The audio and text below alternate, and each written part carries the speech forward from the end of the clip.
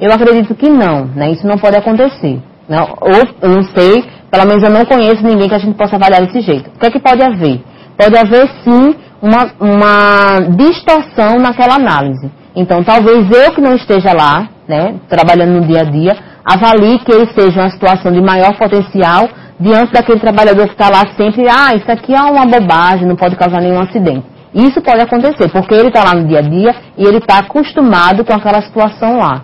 E eu que estou de fora, né, geralmente que a gente está de fora, a gente sempre avalia melhor, então eu consigo identificar que aquilo ali tem um potencial maior para causar um acidente. Então aí sim a gente pode ter pessoas eles avaliar de forma desprezível e outras vão avaliar de uma categoria maior nesse risco. E aí pode haver, então a gente sempre vai adotar aquela de maior categoria. Ok? Mais alguma pergunta, Tatiana? Não temos mais nenhuma outra dúvida. Então vamos voltar à nossa aula. Então a gente já viu a análise de risco, acho que ficou clara para vocês, né? Eu espero que sim, né? Que a gente não tem nenhuma pergunta. Então a análise de risco ela é muito importante, é preciso que vocês treinem e possam fazer em casa.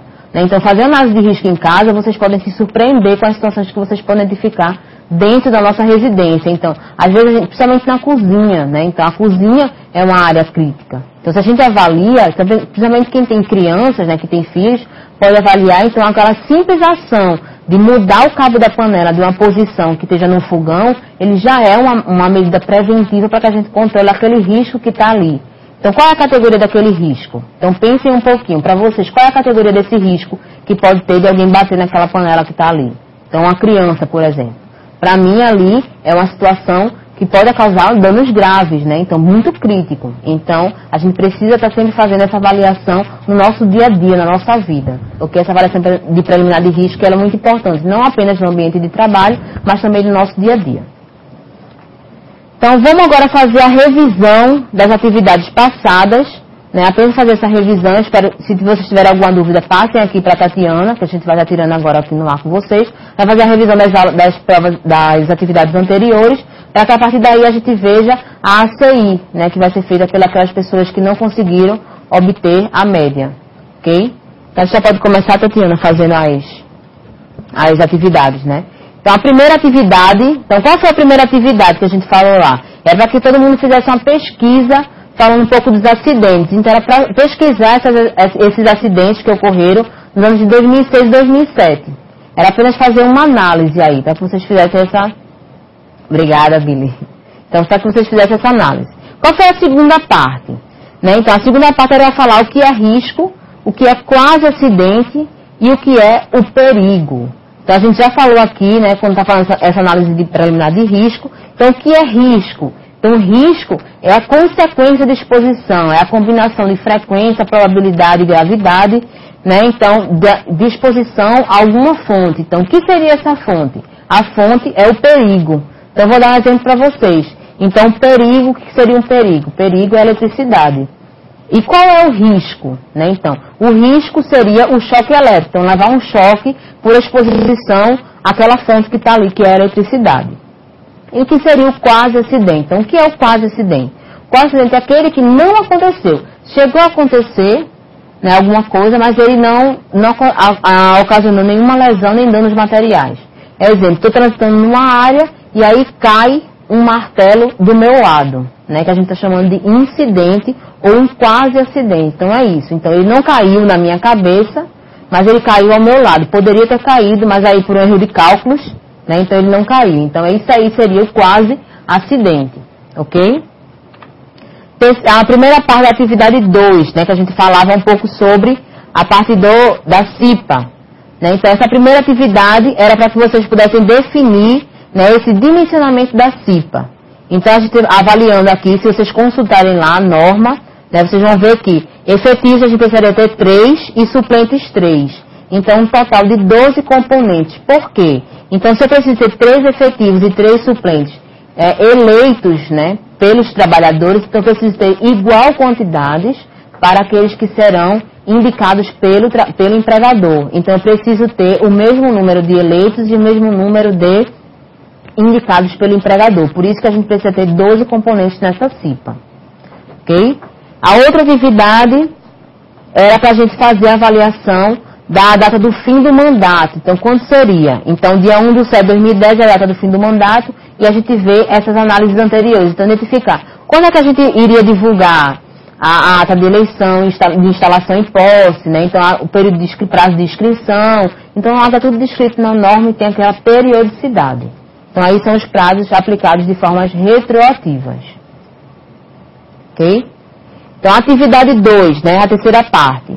Então, era para falar um pouco, para dizer quando é que as CIPAs elas iniciaram. Então, as CIPAs iniciaram na década de 40. Então, foi quando se iniciou as CIPAs, né? Em virtude da norma, das normas que apareceram, né? Da NR. E aí, a gente começou a ter essas primeiras CIPAs, né? No país. Ok? Atividade 3. Né? Então, a atividade 3 falava sobre EPIs. Então, quais seriam os EPIs específicos para a atividade de pedreiro? Então, qual seria, né? Um exemplo para vocês. O calçado de segurança que ele precisaria utilizar, né, a bota de cano longo, né, que a gente chama de bota 7 léguas, para trabalhar também com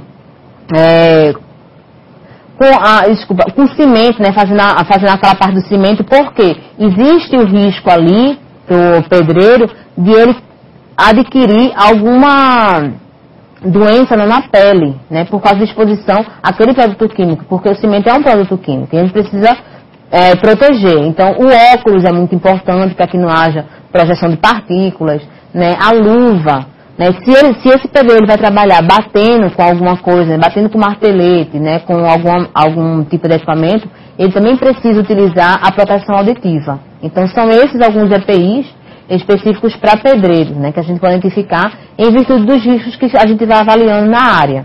Certo? Soldador. Quais seriam os EPIs que seriam utilizados pelo soldador? Então, o soldador ele precisa utilizar a máscara para solda, né? Precisa utilizar o avental de raspa, mangote de raspa, luva, né? Então, perneira, precisa ter um calçado de segurança. Ele precisa utilizar também uma máscara, né, de proteção contra fumos metálicos, porque quando a gente vai fazer lá o serviço de solda, quando o soldador vai fazer o serviço de solda, existe a concentração no ambiente de fumos metálicos. Então, ele precisa utilizar também essa proteção respiratória. E o pintor automotivo? Então, ele precisa utilizar um avental, né? Um avental Tyvek, por exemplo, para que não haja respingo daquele produto químico nele. Precisa utilizar o luva, o calçado de segurança, óculos. Ele precisa utilizar também proteção respiratória, né? A gente vai vendo, sempre avaliando o filtro de acordo com aquele produto químico que esteja no ambiente de trabalho. Se for poeira, é um tipo de filtro diferente daquele que tenha fumos, vapores ou gases. Ok? É a segunda parte, né? O que foi solicitado na segunda parte. Então, quais eram os EPIs apropriados para o serviço de pintura externa a 12 metros de altura?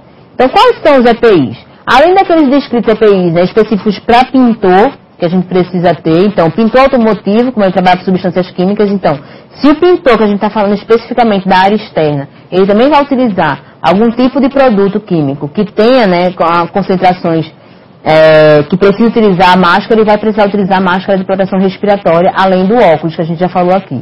Mas quais são os outros EPIs que ele precisaria utilizar? Então, avaliando aqui, então, 12 metros de altura, então a gente está falando de trabalho em altura, então ele precisaria utilizar o cinto, né, de segurança com talabarte, ele precisa utilizar o capacete com jugular, que ele precisa utilizar também